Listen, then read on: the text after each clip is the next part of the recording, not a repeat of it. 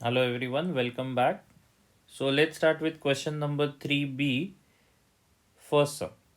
तो पहला सम है मिस्टर त्रिवेदी इन्वेस्टेड ₹45,000 इन शेयर्स. तो ये उनका टोटल इन्वेस्टमेंट है और फेस वैल्यू 100. तो फेस वैल्यू दिया हुआ है 100 और मार्केट वैल्यू दिया हुआ है 125. If the company declared 30% dividend at the end of the year, what was the income from dividend? ठीक है. सो डिविडेंड से कितना इनकम आया ये ढूंढने को बोला है. तो इसका एक डायरेक्ट फॉर्मूला है. मैं जस्ट यहाँ पे एक पेज क्रिएट करके आपको मैं बता देता हूँ. Okay, so question number 3B first sum. सबसे पहले तो गिवन लिख लेते हैं. गिवन में से काफ़ी कुछ हमारे काम का ही नहीं है क्योंकि क्वेश्चन वैसा है. तो पहले तो उन्होंने इन्वेस्टमेंट बताया हुआ है 45,000 का. तो इन्वेस्टमेंट है 45,000. मार्केट वैल्यू दिया हुआ है 125. फेस वैल्यू दिया हुआ है 100.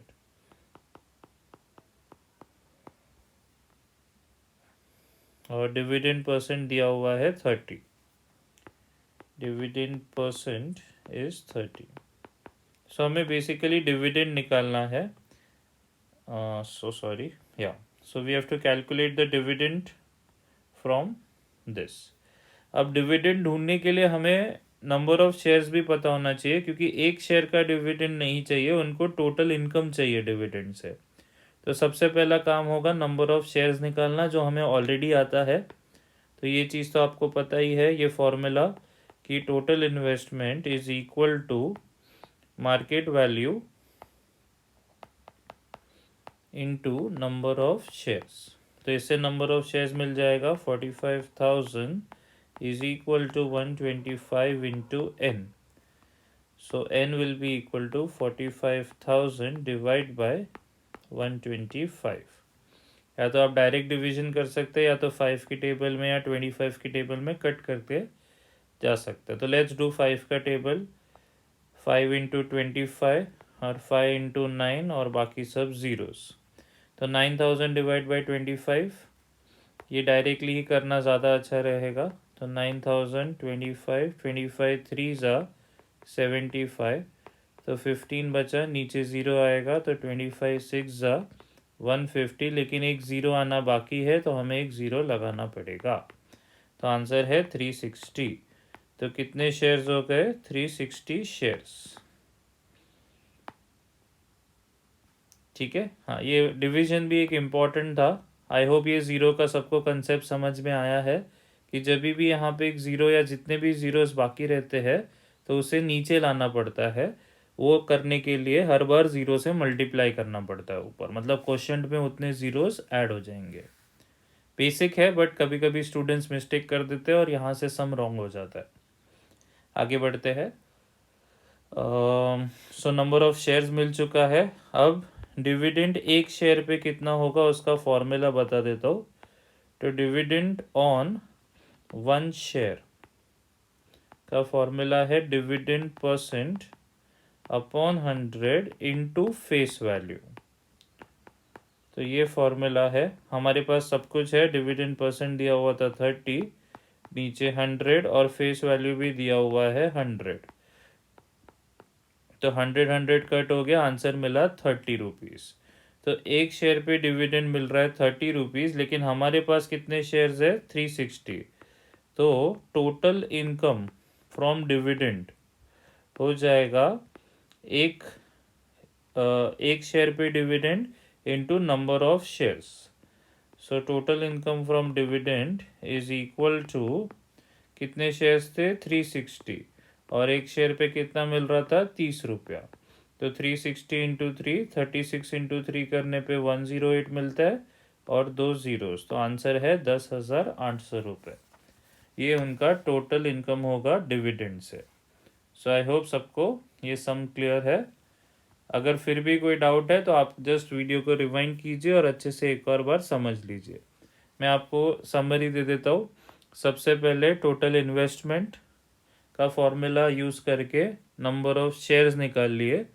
फिर एक शेयर पे कितना डिविडेंड मिलेगा उसका फॉर्मूला यूज़ करके एक शेयर पे कितना डिविडेंड मिला वो निकाल लिया और फिर टोटल इनकम के लिए दोनों को मल्टीप्लाई कर दिया, number of shares into dividend on one share. So that's how we calculate total dividend. That was question number 1. Next question पे चलते हैं. क्वेश्चन नंबर 2 है, a share of value ₹100 was purchased for ₹150. तो जब भी ऐसा क्वेश्चन देते हैं तो यहाँ पे शायद कभी कन्फ्यूजन होता है कि फेस वैल्यू कौन सा और मार्केट वैल्यू कौन सा. तो बिल्कुल कन्फ्यूजन नहीं होना चाहिए. जितने में परचेज किया गया है उसे हम मार्केट वैल्यू कहते हैं.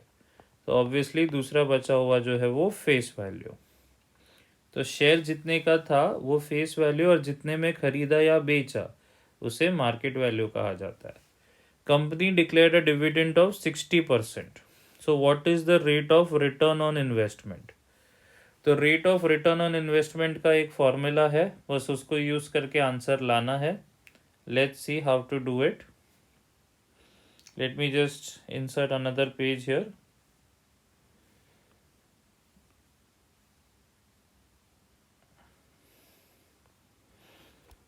Question number 3B second. So पहले तो गिवन लिख लेते हैं. गिवन में हमारे पास मार्केट वैल्यू है, फेस वैल्यू है और डिविडेंड परसेंट दिया हुआ है.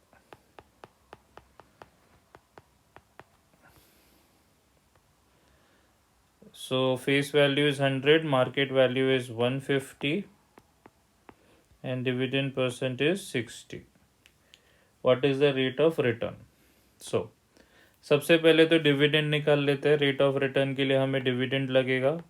तो डिविडेंड ऑन वन शेयर का फॉर्मूला अभी अभी हमने पढ़ा, वो होता है dividend percent upon 100 into face value. ये फॉर्मूला पिछले सम में भी यूज़ किया था. तो डिविडेंड परसेंट है 60, नीचे 100 और फेस वैल्यू भी 100 है ये सम में. तो 100 कट, आंसर मिल गया 60 रुपीज़. तो एक शेयर पे डिविडेंड है 60 रुपीज़. अब यहाँ पे इन्वेस्टमेंट नहीं दिया हुआ है कि टोटल इन्वेस्टमेंट कितना किया है. तो हम ऐसे केसेस में यही अज्यूम कर लेंगे कि एक ही शेयर खरीदा है. तो एक ही शेयर खरीदा है तो इन्वेस्टमेंट जो होगा वो मार्केट वैल्यू ही होगा, बराबर ना. क्योंकि एक शेयर खरीदेंगे तो 150 रुपया, 2 शेयर खरीदेंगे तो 150 इंटू 2, 5 शेयर खरीदेंगे तो 150 इंटू 5. तो उस हिसाब से टोटल इन्वेस्टमेंट हम अज्यूम कर लेंगे एक ही शेयर का है, तो it is nothing but the market value itself. तो टोटल इन्वेस्टमेंट हो गया 150 रुपीज़. तो अब फाइनली रेट ऑफ रिटर्न का फॉर्मूला होता है dividend income upon total investment into 100. तो ये फॉर्मूला में हमको वैसे ही सब कुछ पता है, क्योंकि एक ही शेयर है तो यही उसका डिविडेंड इनकम होगा. एक ही शेयर है तो मार्केट वैल्यू ही टोटल इन्वेस्टमेंट होगा इनटू 100. तो 0 और नीचे का 0 कट. 5 के टेबल में 3 ज़ा और 2 ज़ा और फिर डायरेक्ट कट कर सकते हैं. 3 1 ज़ा, 3 2 ज़ा और 0. तो 20 इंटू 2 40. तो रेट ऑफ रिटर्न है 40%. 40% का रेट ऑफ रिटर्न है ये शेयर के ऊपर. So that was the question. I hope it is clear. Again if any doubt just go through the video. आगे बढ़ते हैं. जस्ट एक वापस समरी अगर देना है ये सम का, तो आपको रेट ऑफ रिटर्न का फॉर्मूला आना चाहिए जो कि है dividend upon total investment into 100. क्योंकि ये एक ही शेयर के बारे में था तो डिविडेंड एक ही शेयर का रखेंगे और टोटल इन्वेस्टमेंट की जगह पे मार्केट वैल्यू लिख देंगे. आगे और भी सम्स आएंगे, जैसे कि 5th सम है जहाँ पे हम थोड़ा और कॉम्प्लेक्स वर्जन करेंगे इसका. और टेक्स्ट बुक में भी हम ऐसे सम्स देख चुके हैं पहले. तो आगे बढ़ते हैं 3rd क्वेश्चन के तरफ. So mister Hariram investment in shares is given below. Find his total investment in shares. तो ए कंपनी में उन्होंने 200 शेयर्स खरीदे हैं, बी कंपनी में 500 और सी कंपनी में 50. अब अगर मुझे सबका मार्केट वैल्यू पता है ए बी और सी का, तो सीधा सीधा मल्टीप्लाई करके आंसर आ जाएगा। जैसे सेकेंड सम में तो हमें मार्केट वैल्यू डायरेक्टली दिया हुआ है, तो कंपनी बी में तो इन्वेस्टमेंट सीधा सीधा हो जाएगा number of shares into market value. ठीक है, तो मैं यहीं पे लिख लेता हूँ 500 इंटू 200, 5 टू ज़ा 10, 2 ज़ीरो यहाँ के और 2 ज़ीरो यहाँ के, तो आंसर हो गया 1 lakh. I hope it is clear. Company B में इन्वेस्टमेंट हो गया 1 लाख। द फॉर्मूला मैं जो यूज़ कर रहा हूँ वो वही है जो हम अभी तक यूज़ करते आ रहे हैं कि टोटल इन्वेस्टमेंट होता है number of shares into market value. अब फर्स्ट वाले के लिए मार्केट वैल्यू नहीं दिया है, लेकिन फेस वैल्यू और प्रीमियम दिया हुआ है। तो फर्स्ट वाले के लिए प्रीमियम का जो फॉर्मूला है वो होता है market value minus face value. तो ये फॉर्मूला में प्रीमियम की जगह पे 25 लिख दिया, मार्केट वैल्यू नहीं पता, और फेस वैल्यू की जगह पे 100 लिख दिया। -100 यहाँ पे आएगा तो +100 हो जाएगा, तो आंसर हो जाएगा 125। तो पहले वाले के लिए मार्केट वैल्यू हो जाएगा 125, और वापस market value into number of shares को मल्टीप्लाई करेंगे, आंसर आ जाएगा 125 इंटू 2 करने पे 250 होता है और 2 ज़ीरोज़, तो आंसर आ गया 25,000। थर्ड वाले में फेस वैल्यू दिया हुआ है और डिस्काउंट दिया हुआ है, तो यहाँ पे जैसे पहले वाले में प्रीमियम का फॉर्मूला यूज़ किया, यहाँ पे डिस्काउंट का फॉर्मूला यूज़ करेंगे। डिस्काउंट का फॉर्मूला होता है face value minus market value. तो ये सम में डिस्काउंट की जगह पे 20 लिखेंगे, फेस वैल्यू की जगह पे 100 लिखेंगे और market value as it is रखेंगे। अब ये माइनस मार्केट वैल्यू यहाँ पे आके प्लस मार्केट वैल्यू हो जाएगा और 20 वहाँ पे जाके -20 हो जाएगा, तो उससे मार्केट वैल्यू मिल जाएगा 80 रुपीज़। तो यहाँ पे मार्केट वैल्यू है 80 रुपीज़ और 50 शेयर्स है, तो 8 5 ज़ा 40, 50 का एक ज़ीरो और 80 का एक ज़ीरो, तो 4000।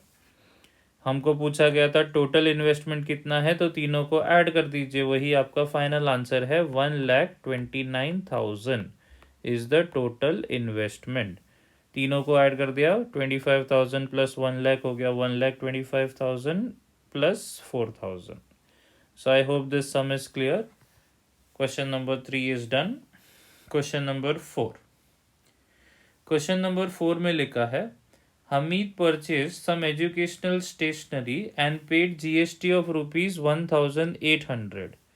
He sold all the educational stationery to Nisha Bain and collected GST of rupees 2,100. Find the GST, CGST and SGST to be paid. Okay तो वापस ये एक ट्रेडर है, ट्रेडर वाला जीएसटी का पार्ट है। तो हमने आगे के सेशंस में देखा है कि जीएसटी पेएबल होता है output tax minus input tax. तो मैं ये इरेज करके आपको यहीं पे बता देता हूँ।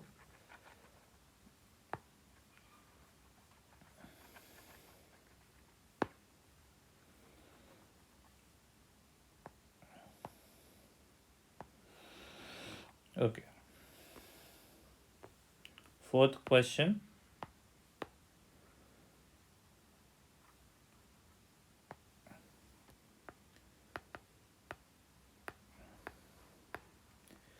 हमीद के लिए इनपुट टैक्स है 1,800 रुपीज़ और आउटपुट टैक्स है 2,100 rupees. So total GST payable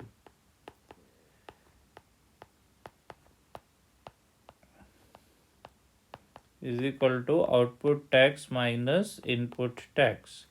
तो क्लियरली आंसर है 2,100 माइनस 1,800 इज इक्वल टू 300। और ये जीएसटी है तो सी जीएसटी इसका आधा हो जाएगा जो कि 150 रुपया, और एस जीएसटी भी 150 रुपया। यह आपका फाइनल आंसर हो गया। जीएसटी कितना भरना है, सी जीएसटी कितना भरना है, एस जीएसटी कितना भरना है। So I hope this is clear, pretty straightforward. Moving on to the next question, which is the fifth question. So fifth question में हमको सेकंड क्वेश्चन जैसा ही है बट थोड़ा सा और कॉम्प्लेक्स लेवल पे है. तो चलिए फिफ्थ क्वेश्चन करते हैं. फिफ्थ क्वेश्चन में लिखा है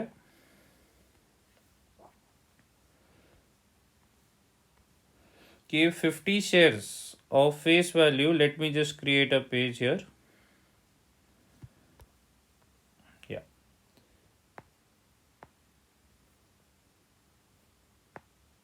So let's write the given. 50 shares है तो number of shares 50 है. फेस वैल्यू 20 रुपीज़ दिया हुआ है, मार्केट वैल्यू 30 रुपीज़ दिया हुआ है. तो फेस वैल्यू लिख दिया 20 रुपीज़, मार्केट वैल्यू लिख दिया 30 रुपीज़. डिविडेंड डिक्लेयर किया है 30% का, तो dividend percent is given to be 30. Find the sum invested, तो टोटल इन्वेस्टमेंट पूछा है, dividend received and rate of return. तो चलिए लाइन में स्टार्ट करते हैं. टोटल इन्वेस्टमेंट का तो डायरेक्ट फॉर्मूला हम बहुत सारे सम्स में ऑलरेडी यूज़ कर चुके हैं. Number of shares into market value. Number of shares दिया है 50, मार्केट वैल्यू दिया हुआ है 30, तो आंसर आ गया 1500. पहला पार्ट खत्म. सम इन्वेस्टमेंट है 1500 रुपया. Second question, dividend received. तो डिविडेंड रिसीव्ड के लिए पहले डिविडेंड ऑन 1 शेयर निकालेंगे और फिर टोटल डिविडेंड निकालेंगे. तो डिविडेंड ऑन 1 शेयर का फॉर्मूला होता है dividend percent upon 100 into face value. ये भी हम 2-3 बार यूज़ कर चुके हैं. तो डिविडेंड परसेंट दिया हुआ है 30, नीचे 100 और फेस वैल्यू दिया हुआ है 20. तो 0 0 0 0 कट, तो 3 2 6. तो एक शेयर पे 6 रुपया डिविडेंड मिलेगा. तो टोटल डिविडेंड कितना मिलेगा? So total dividend is equal to number of shares into dividend of 1 share. तो नंबर ऑफ शेयर्स कितने थे? 50, और एक शेयर पे डिविडेंड कितना मिल रहा है? 6. तो आंसर हो गया 300 रुपीज़. तो डिविडेंड, टोटल डिविडेंड हो गया 300 रुपीज़. तो ये सेकेंड पार्ट भी ख़त्म होता है यहाँ पे. थर्ड पार्ट जो है उसमें हमें रेट ऑफ रिटर्न ढूंढना है. रेट ऑफ रिटर्न का फॉर्मूला ऑलरेडी है हमारे पास, अभी कोई बड़ी बात नहीं है, सिर्फ और सिर्फ फॉर्मूला पुट करना है. तो रेट ऑफ रिटर्न का फॉर्मूला है टोटल इनकम, मतलब total dividend upon total investment into 100. तो टोटल डिविडेंड है हमारे पास 300 रुपया. टोटल इन्वेस्टमेंट भी फर्स्ट पार्ट में निकाल लिया था 1500 रुपया into 100. So 0 0 0 0 cut, 300 divide by 15 करेंगे तो 20% मिलेगा. तो रेट ऑफ रिटर्न है 20%. सम खत्म. सो आई होप सबको क्लियर हो गया है how to solve these type of sums. So इसी के साथ क्वेश्चन नंबर 3B भी खत्म होता है.